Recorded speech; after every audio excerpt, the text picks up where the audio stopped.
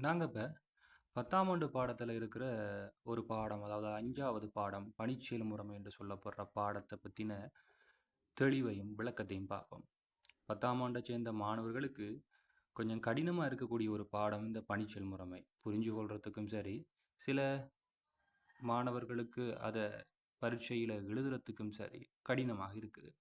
So, அத நாங்க இலகுவாக எப்படி புரிஞ்சு கொள்ளலாம்? எப்படி பரீட்சைய இந்த பாடத்துல அணுகலாம்ன்றத பார்க்கலாம்.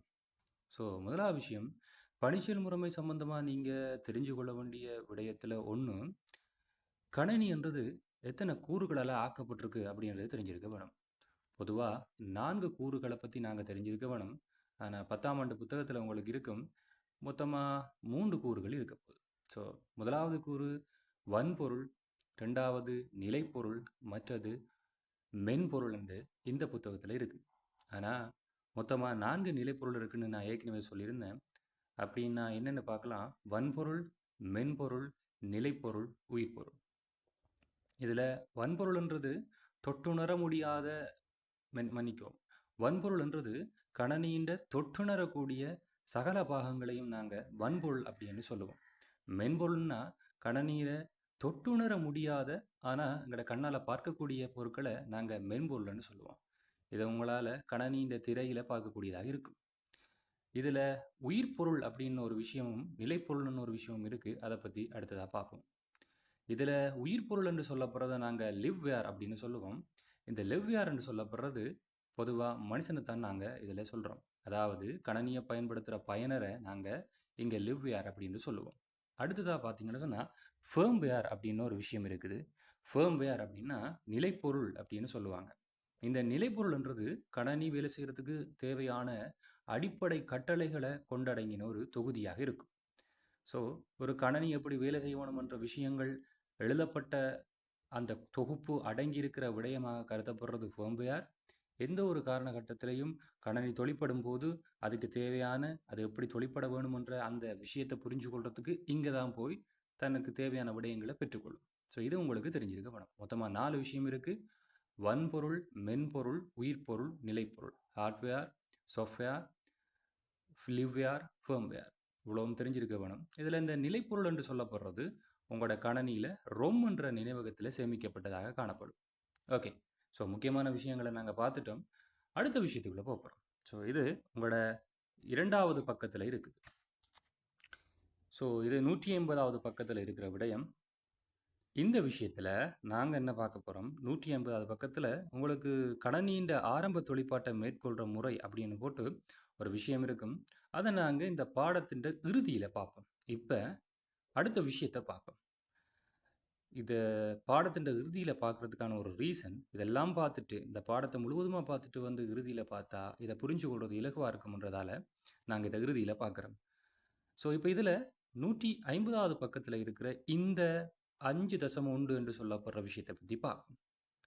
நாங்க ஏற்கனவே படிச்சிருக்கிறோம் கணனியின் கூறுகள்ல மென்பொருளும் ஒரு கூறா வரும்னு. ஸோ, இப்போ மென்பொருளை பொறுத்த வரைக்கும் கணனியில 2 வகையாக பிரியுது. ஒன்று முறைமை மென்பொருள் என்று சொல்லப்படுகிறது, மற்றது பிரயோக மென்பொருள் என்று சொல்லப்படுது.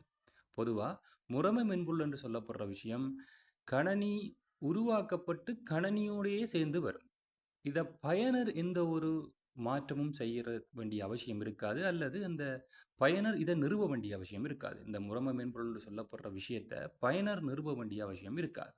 ஆனா, கணனியை உற்பத்தி செஞ்ச நிறுவனமே இதை நிறுவி தரும். ஸோ, முறைமை மென்பொருள் 3 வகையா பிரியுது. அந்த முறைமை மென்பொருளை பார்த்தீங்கன்னு சொன்னா 3 வகையில முதலாவது வகை பணிச்செயல் முறைமை. இதுவும் கணனியை உற்பத்தி செய்த நிறுவனமே நிறுவி தரும். உங்களுக்கு தெரியும். இருந்தாலும் பயனர் என்ன செய்வார்? கணனி வாங்கின பிறகு அவருக்கு அந்த பணிச்செயல் முறைமை பிடிக்கலைன்னா மாற்றிக் கொள்வார். அது ஒரு பக்கம் இருக்க, என்ன இருந்தாலும் பணிச்செயல் முறைமை என்று சொல்லப்படுறது கணனியை உற்பத்தி செஞ்ச நிறுவனம் தண்ட கணனியில நிறுவியே தரப்படுற ஒரு மென்பொருளாக கருதப்படும். அதனால இதை நாங்கள் முறைமை மென்பொருள்னு சொல்லுவோம். முதலாவது விஷயம் தெரிஞ்சிருக்க வேண்டும், கணனி என்று சொல்லப்படுறது ஒரு முறைமை. ஸோ, இந்த முறைமையோடைய வார மென்பொருள்ன்றபடியால தான் நாங்கள் இந்த முறைமை மென்பொருள் அப்படி என்று சொல்கிறோம். ஸோ, முறைமைண்டா என்னன்னு இன்னொரு பாடத்தில் பார்க்கலாம். இங்கே இருக்கிற அடுத்தடுத்த பாடங்கள் அதை பற்றின விளக்கம் இருக்குது. ஸோ, இதுக்கு பிறகு பார்த்தீங்கன்னு சொன்னால் பயன்பாட்டு மென்பொருள் அப்படின்ற ஒருத்தர் வார வேறு யூட்டிலிட்டி சாஃப்ட்வேர்னு சொல்லுவோம். இதை பற்றின விளக்கம் பின்னுக்கு இருக்குது. அதை பற்றி பார்க்கும்போது அதில் பார்க்கலாம். ஸோ, அடுத்ததாக இருக்க போகிறது மொழிபெயர்ப்பி என்று சொல்லப்படுறால் மொழிபெயர்ப்பி இதிலேயே சொல்லலாம். ஸோ இதிலேயே சொல்கிறேன். மொழிபெயர்ப்பிகள் என்று சொல்லப்படுறது லாங்குவேஜ் டிரான்ஸ்லேட்டர். இப்போ மொழி தெரியாத ஒருத்தருக்கு கட்டாயம் ஒரு மொழிபெயர்ப்பாளர் தேவைப்படும். இப்போ ஒரு 2 விதமான மொழி கதைக்கிற ஒரு நபர்களுக்கு இடையில அவங்க தாங்க என்ன கதைக்கிறாங்களோ அல்லது என்ன சொல்கிறாங்கன்றதை மற்றவர் புரிஞ்சு கொள்றதுக்கும், தான் என்ன அடுத்தவர் என்ன சொல்கிறாருன்றதை மற்றவர் புரிஞ்சு கொள்றதுக்கும் கட்டாயம் நடுவில் ஒரு மொழிபெயர்ப்பாளரை வச்சிருக்க வேண்டிய அவசியம் இருக்கும். ஸோ இந்த மாதிரி சந்தர்ப்பங்களில் பயன்படுற அந்த மொழிபெயர்ப்பாளர் போலவே இப்போ இங்கே பணிச்சொல் முறைமை என்ற மன்னிக்கவும் பணிச்சொல் முறைமை இல்லை, இங்கே இந்த கணனியை பொறுத்த வரைக்கும் இங்கேயும் கணினி இயந்திர மொழியில் தொழிற்படும். கணனின்ற மொழி இயந்திர மொழி. ஸோ இதுக்கு நாங்கள் உதாரணமாக சைவக்கமா ஒன்றுண்டும் இல்லாட்டி இரும எண்ணும் கதைச்சு கொண்டிருக்கிறோம். அது உங்களுக்கு தெரிஞ்சிருக்கும். ஸோ கணனீர மொழி இயந்திர மொழி, மனுஷன்ற மொழி வந்து பார்த்தீங்கன்னு சொன்னால் இதை நாங்கள் மனித மொழி என்று சொல்லிக்கொள்வோம். ஸோ இப்போ இந்த 2 பேரும் என்ன நடக்கும்னா, கணனியை பயன்படுத்துகிற அந்த பயனர் வந்து கணனியை பயன்படுத்தும் போது தன் மனித மொழியில தான் கணினியை பயன்படுத்துவார். அந்த மாதிரி சந்தர்ப்பங்களில் கணினி அதை புரிஞ்சு கொள்றதுக்கு கடினமாக இருக்கும். ஸோ அது என்ன பண்ணும், தண்ட மொழிக்கு அதை மாற்றி எடுக்கும். அவருடைய மொழி கணனியினுடைய மொழி இப்படிப்பட்ட மொழி என்று சொன்னால் இயந்திர மொழி ஏற்கனவே உங்களுக்கு தெரியும். ஸோ இப்போ இயந்திர மொழிக்கு இது மாற்றி எடுக்கும். இப்படி மாற்றி எடுக்கிறதுக்கு பயன்படுத்துகிற மென்பொருள் தான் மொழிபெயர்ப்பி. ஸோ கணனி என்ன பண்ணுது, மனித மொழியை இயந்திர மொழியாக மாற்றி அந்த பயனர் என்ன சொல்கிறாருன்றதை புரிஞ்சு கொண்டு திருப்பி அந்த இயந்திர மொழியில் அவர் புரிஞ்சு கொண்ட விஷயத்துக்கு எல்லா வேலையும் செய்து முடித்து நமக்கு ரிப்ளை தரும்போது திருப்பி மனித மொழியில் ரிப்ளையாக தரும். சரி, இந்த நேரங்களில் பயன்படுத்துகிற அந்த மென்பொருள் 3 வகையாக பிரிய போகுது. அதில் ஒன்று ஒருங்கு சேர்ப்பி மென்பொருள், அதுக்கடுத்தது தொகுப்பி மென்பொருள், அதுக்கடுத்தது வரிமொழி மாற்றி மென்பொருள். இதை நாங்கள் அசம்பிளர், கம்பைலர், இன்டர்பிரிட்டர் அப்படின்னு சொல்லுவோம். இப்போ பார்த்தீங்கன்னு சொன்னால் தொகுப்பிக்கும் வரிமொழி மாற்றி இந்த 2 பேரும் வந்து ஒருங்கு சேர்ப்பில் இருப்பாங்க. வரிமொழி மாற்றி என்றவர் எப்படிப்பட்டவராக இருப்பார் என்று சொன்னால், வரி வரியாக மொழியை டிரான்ஸ்லேட் பண்ணுவார். மொழி என்றதை விட நாம் கொடுக்குற விஷயத்தை வரி வரியாக டிரான்ஸ்லேட் பண்ணுவார். டிரான்ஸ்லேட் பண்ணி இயந்திர மொழிக்கு கொடுப்பார். ஸோ இது எங்கே நடக்க போகிற விஷயமா இருக்கும். ஸோ வரிமொழி மாற்றி என்று என்னென்று கேட்டாங்க என்றால், வரி வரியாக டிரான்ஸ்லேட் பண்ணுறவர் என்றது உங்களுக்கு தெரிஞ்சிருக்க வேணும். சரி, அதே சமயம் இவர் கொஞ்சம் ஸ்லோவாக இருப்பார், தொகுப்பியோட ஒப்பிடக்குள்ள. அடுத்த விஷயம் தொகுப்பி எப்படிப்பட்டவர் என்று சொன்னால், மொத்தமாக ஒரு பந்தியவே டிரான்ஸ்லேட் பண்ணக்கூடிய ஒரு திறமை வாஞ்சவராக இருப்பார். இவர் வரிமொழி மாற்றியை விட ஸ்பீடாக இருப்பார்.